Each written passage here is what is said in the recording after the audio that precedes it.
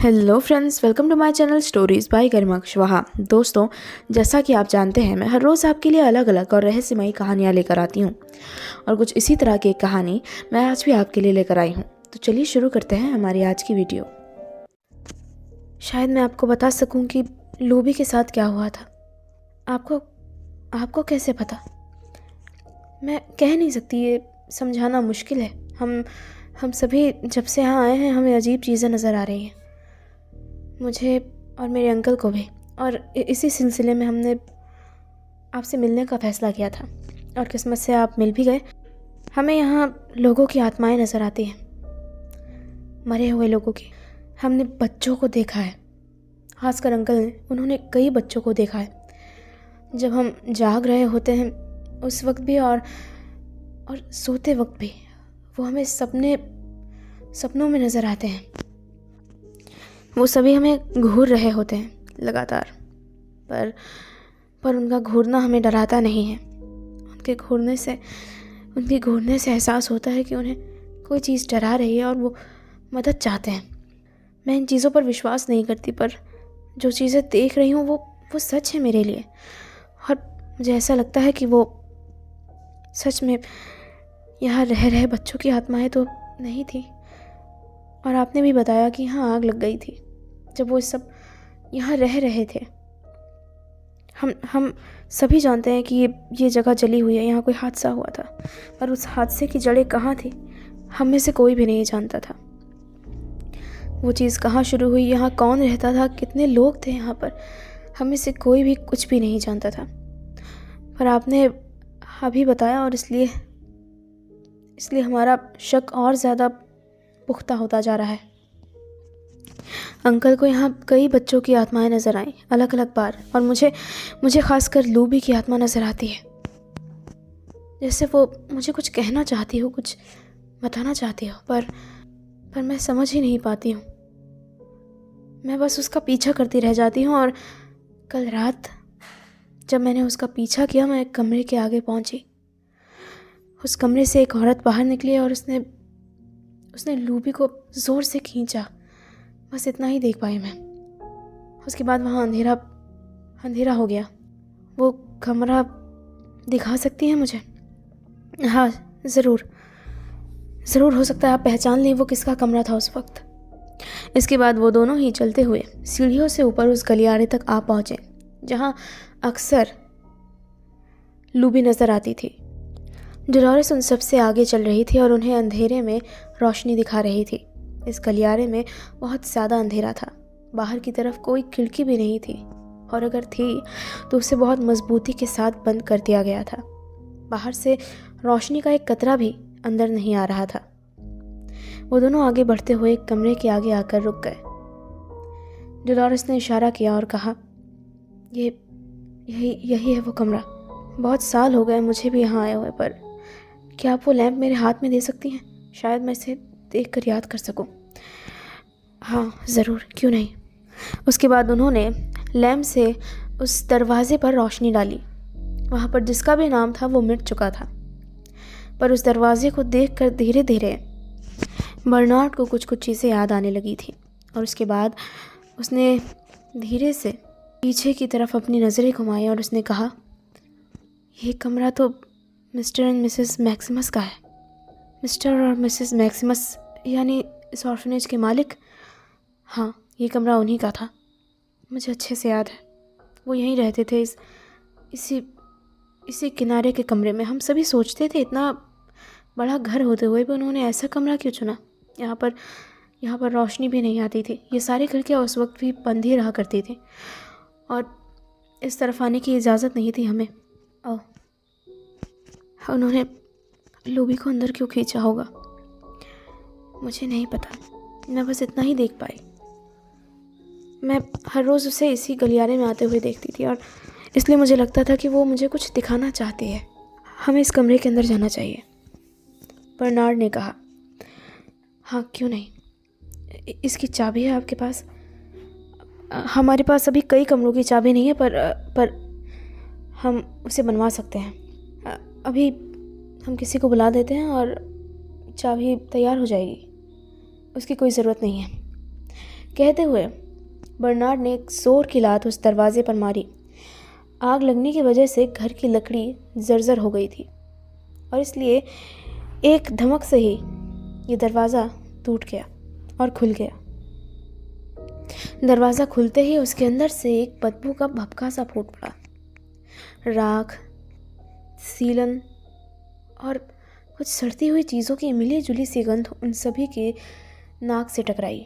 उसके बाद वो धीरे धीरे कमरे के अंदर दाखिल होने लगे। दरवाजे पर मकड़ियों ने जाल बुन दिया था। वो धीरे धीरे आगे बढ़ते जा रहे थे। बर्नार्ड के हाथ में लैंप था और उसे उस कमरे में रोशनी फैल रही थी। ये कमरा अभी भी मानो ऐसा था जैसे किसी ने इसे छुआ ही ना हो। हर एक चीज़ वहीं पर रखी थी। भले ही सब कुछ जल कर तबाह हो गया था, पर फिर भी कमरे की चीज़ें अपनी जगह पर थी। हाँ, ये कमरा मिस्टर और मिसेस मैक्सिमस का ही है। ये उनका बेड था, वो उनकी अलमारी थी। और पर लूबी का क्या हुआ? क्या उसने कुछ कहा, कुछ बोला तुम्हें? उसने कभी बात नहीं की मुझसे। वो सिर्फ मुझे नज़र आती थी और मैं उसका पीछा करती रह जाती थी। मिस्टर और मिसेस मैक्सिमस मुझे शुरू से अजीब लगते थे। हो ना हो रॉब के साथ जो कुछ भी हुआ उसके पीछे भी उनका ही हाथ था। आपको ऐसा क्यों लगता है? मैंने मिस्टर मैक्सिमस को रॉब को उस रात जंगल ले जाते देखा था और फिर पता नहीं उनसे वापस लाए भी थे या नहीं। और फिर वो रात के वक्त वहाँ जंगल में उस गुफा में क्या करने गए थे तब मुझे समझ नहीं आता था, पर अब मुझे लगता है कि वो किसी तरह से किसी गलत चीज़ में शामिल थे। मैंने कई बार यहाँ के लोगों से सुना था कि उनका भी एक बेटा था जो बिल्कुल रॉब जैसा था, पर उसे किसी बुरी बीमारी ने घेर लिया और वो गुजर गया, जिसके बाद मिसेस मैक्सिमस ने अपना होशो हवास खो दिया था। और उसके बाद से ही उन्हें पता नहीं क्यों ऐसी अजीब चीज़ों पर विश्वास होने लग गया था। काला जादू, नेगेटिव एनर्जीज, और वो उनके बेटे को वापस लाने के लिए इनका सहारा लेते थे। बहुत दिनों तक लोगों ने ये कहानियाँ बनाई। लोग उनसे कट कर रहते थे क्योंकि उन्हें लगता था कि वो काला जादू करते हैं। 1-2 बच्चे भी गायब हुए थे इस इलाके से, पर किसी का भी शक उन पर नहीं गया था। ये सारी कहानियाँ मुझे उस वक्त सिर्फ कहानियाँ लगती थी। मुझे लगता था कि ऐसी बड़ी जगहों के बारे में ऐसी कहानियाँ बेवजह बना दी जाती हैं, पर ऐसा नहीं था। काश कि मैं पता लगा पाता उस रात रॉब के साथ क्या हुआ था, और लूबी के साथ भी। वो चलते जा रहे थे, तभी अचानक बर्नार्ड का पैर ज़मीन के एक हिस्से पर पड़ा और उसका पैर वहीं धंस गया। वहाँ की लकड़ी उखड़ी हुई थी और जलने की वजह से बहुत कमज़ोर हो गई थी। बर्नार्ड का पाँव जैसे ही उस लकड़ी पर पड़ा, वो लकड़ी चरमरा कर टूट गई, पर फिर भी बर्नार्ड नीचे नहीं गिरा। उसका पैर किसी ठोस सतह पर टिक गया था और ये बात उसे बहुत अजीब लग रही थी। वो पहली मंजिल पर थे और यहाँ से अगर लकड़ी टूट जाती तो इसका पूरा मतलब यही था कि बर्नार्ड ज़मीन पर गिरने वाला था। उसने अपने पैर को उस जगह से बाहर निकाला और उसके बाद उस टूटी हुई लकड़ी को और उखाड़ा, जिससे उनके नीचे जाने या देखने लायक एक बड़ा हिस्सा उभर कर सामने आ गया। और लैंप की रोशनी में ये साफ हो गया कि वहाँ से कुछ सीढ़ियाँ नीचे की तरफ जा रही हैं। ये एक और सीक्रेट पैसेज था जो इतने सालों बाद बर्नार्ड ने ही ढूंढा। हमें नीचे नहीं जाना चाहिए, ये जगह जर्जर है और सीढ़ियाँ टूट भी सकती हैं। अभी डोलोरेस ये बात कह ही रही थी, पर बर्नार्ड ने उसकी बात पूरी तरह अनसुनी कर दी और वो नीचे बढ़ता चला गया, मानो उसने कुछ सुना ही ना हो। और फिर उसके पीछे पीछे डोलोरेस और उसके अंकल भी नीचे की तरफ आ गए। ये नीचे का हिस्सा काफ़ी बड़ा था, एक अच्छे खासे कमरे के बराबर, और यहाँ कुछ बहुत ही अजीब सी चीज़ें थी, बहुत ज़्यादा अजीब। ऐसी चीज़ें जो आम तौर पर आम घरों में नहीं होती।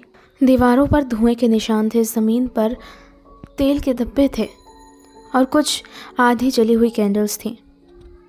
और ऐसा ही अजीबोगरीब सामान, एक पतीला था जिसमें किसी चीज़ का खून था जो इतने सालों बाद शायद सूख गया था या जल गया था। इसके अलावा कई मर्तबान रखे हुए थे। इन मर्तबानों में से कुछ सही सलामत थे और उसमें ऐसा लग रहा था मानो किसी जानवर या इंसान के शरीर का कोई अंग परिरक्षित करके रखा हुआ था। इन सभी चीज़ों को देखने के बाद उन तीनों को ही ये बात साफ हो गई कि यहाँ ज़रूर किसी न किसी तरह का अजीब अनुष्ठान चल रहा था। कमरे की अधिकतर चीज़ें जल चुकी थी, राख और धुंध फैली हुई थी इस कमरे में, और यहाँ तहाँ मकड़ी के जाले लटक रहे थे। वो तीनों ही धीरे धीरे आगे बढ़ने लगे। आगे जाने के बाद उन्हें एक पुराना संदूक नज़र आया। ये किसी तरह का लोहे का संदूक लग रहा था जो किसी तरह से जलने से बच गया था। उन्होंने उसे खोलने का फैसला किया। उन्हें लगा कि शायद इसमें कोई चीज़ उन्हें सही सलामत मिल जाए जिससे उन्हें पता चल सके कि यहाँ हुआ क्या था। उसके बाद बर्नार्ड आगे बढ़ा और उसने उस संदूक को खोलना शुरू किया, और जैसे ही उन्होंने उस संदूक को खोला, उसके अंदर से कीड़ों की आवाज़ आई और कुछ कीड़े उछलते हुए बाहर निकल आए, और साथ ही साथ उस संदूक में रखी हुई कोई अजीब सी सड़ती सी चीज़ उनके सामने आ गई। ये संदूक बहुत भारी और मजबूत था, और शायद इसीलिए इतनी भयानक आग का भी इस पर कोई ख़ास असर नहीं पड़ा। ये संदूक अभी भी मजबूत था और इसके अंदर का सामान काफ़ी हद तक सही सलामत था, पर इस अंधेरे में वो समझ नहीं पा रहे थे कि उस संदूक में क्या चीज़ है। बर्नार्ड ने आगे बढ़कर लैंप की रोशनी उस संदूक के अंदर डाली, और उस रोशनी में उन्हें साफ नज़र आया वहाँ किसी की हड्डियाँ थीं, किसी इंसान की हड्डियाँ। उस हड्डियों के साथ कुछ चीज़ें अभी भी सही सलामत उस डब्बे में कैद थीं। कपड़ों के कुछ हिस्से जो पूरी तरह से जल चुके थे, पर उसके कुछ हिस्से अभी भी सही सलामत थे, और एक चांदी का लॉकेट जो उस कंकाल के गले में अभी भी पड़ा हुआ था। और इस कंकाल को देखने से ये साफ हो जाता था ये किसी वयस्क का नहीं बल्कि किसी छोटे बच्चे का कंकाल था। ये किसका कंकाल हो सकता है? My God, Luby! ये लूबी का कंकाल है। हाँ, इसके गले में जो लॉकेट है वो लूबी ही पहनती थी, मुझे अच्छे से याद है। वो जब हमारे बीच आई थी उस वक्त से वो लॉकेट उसने बहुत संभाल कर पहना हुआ था। उसने कहा कि उसकी माँ ने उसे वो दिया था। इसके साथ क्या हुआ होगा पता नहीं, शायद इसीलिए वो मुझे ये जगह दिखाना चाहती थी। हाँ, ज़रूर मिस्टर और मिसेस मैक्सिमस ने कुछ किया लूबी के साथ। अब हम आगे क्या करें? मिस्टर और मिसेस मैक्सिमस भी शायद अब इस दुनिया में नहीं है। मुझे लगता है कि लूबी चाहती है कि हम उसका अंतिम संस्कार अच्छे से करें, जैसे कि ये होना चाहिए था। और शायद इस ऑर्फनेज के बाकी बच्चे भी हमें इसलिए नज़र आते हैं क्योंकि उन्हें मदद चाहिए। इसके साथ ही वो वहाँ उस कमरे से बाहर निकल आए, लूबी का कंकाल अपने साथ लिए। लूबी के साथ उस रात वहाँ क्या हुआ कोई नहीं जानता था, पर इतना तय था कि इसमें ज़रूर मिस्टर और मिसेस मैक्सिमस का हाथ था। ये कंकाल लूबी का ही था और इतने सालों बाद उन्हें मिला था। अगले दिन तक लूबी के अंतिम संस्कार की सारी चीज़ें पूरी हो चुकी थी। वो सभी एक पुराने कब्रिस्तान गए और वहाँ ये सारी प्रक्रिया पूरी कराई गई। लूबी के कंकाल को विधिपूर्वक वहाँ दफन कर दिया गया।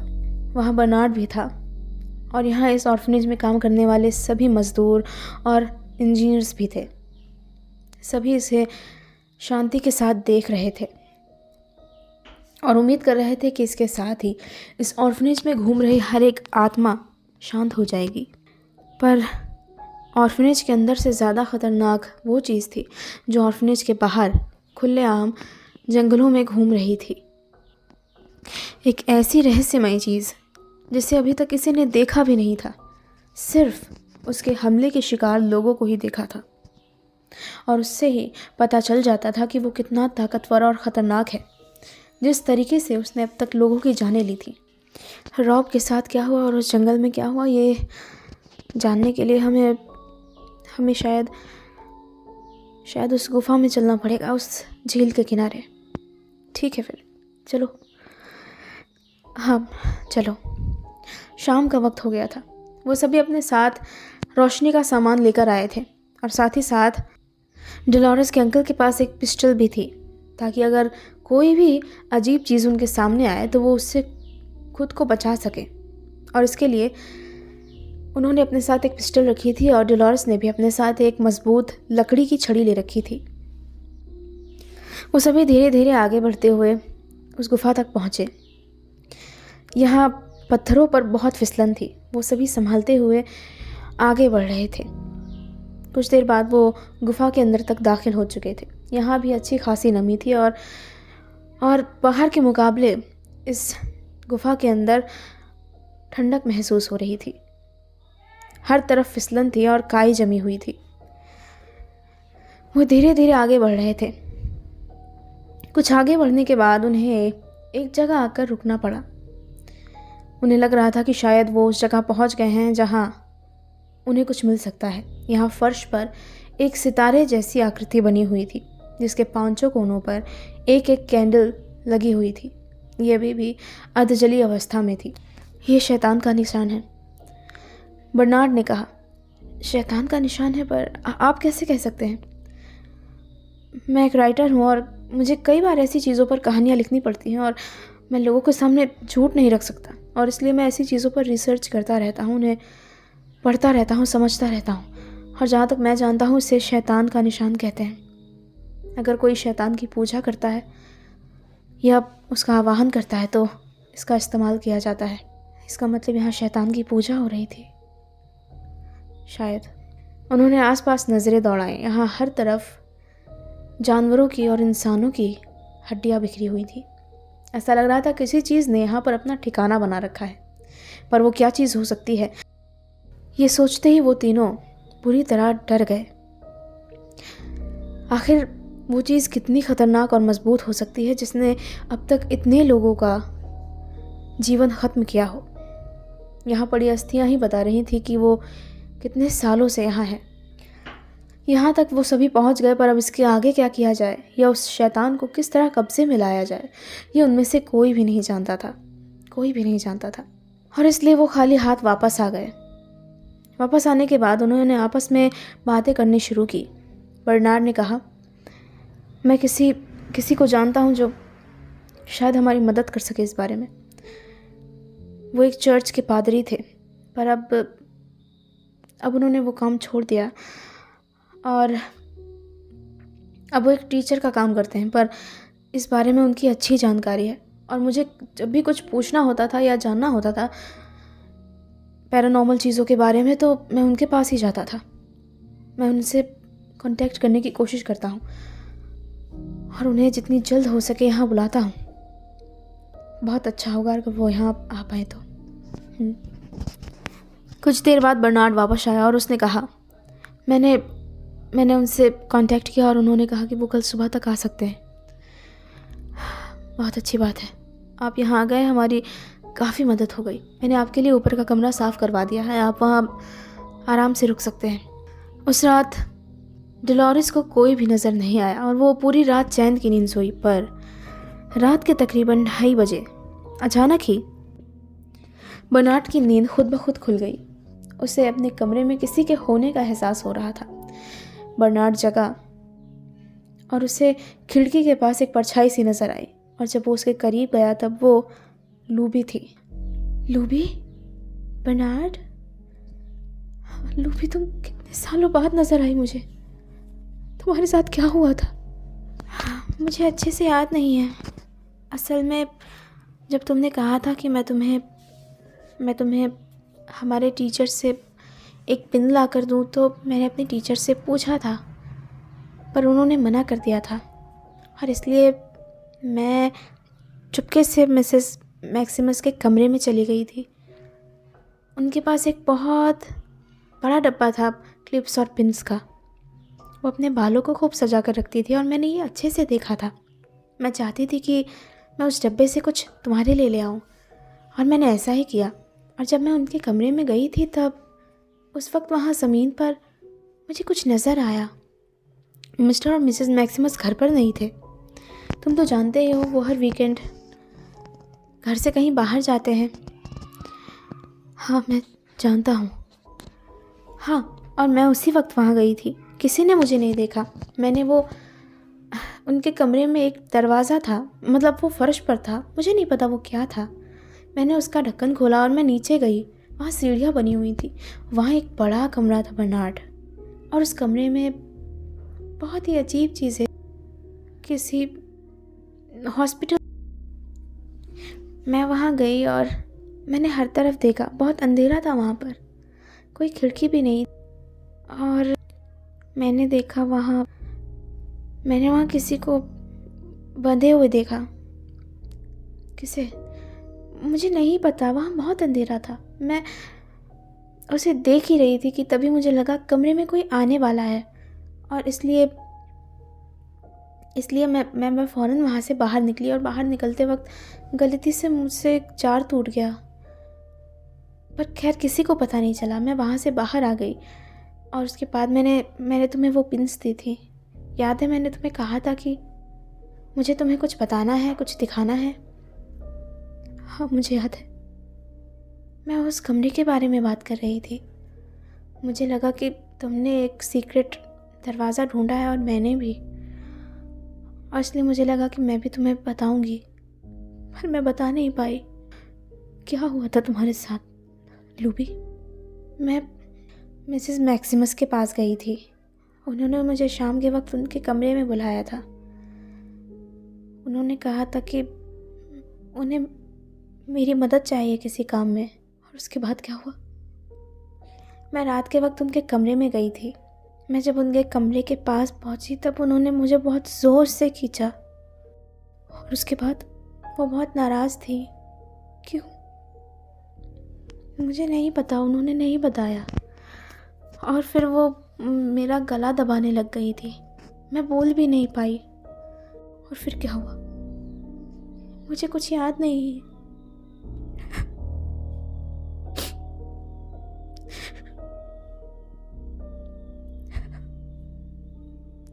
काश मैं तुम्हारी मदद कर पाता। तुमने की। तुम्हारा बहुत शुक्रिया बर्नार्ड। इसके बाद लूबी धीरे धीरे गायब होने लगी, और दूर आसमान में कहीं जाकर गायब हो गई। बर्नार्ड को तो दोस्तों, इसी के साथ ख़त्म होती है मेरी आज की वीडियो। आपको कैसी लगी ये मुझे कमेंट बॉक्स में कमेंट करके ज़रूर बताइएगा। साथ ही साथ वीडियो को लाइक और शेयर करना बिल्कुल मत भूलिएगा। Thank you.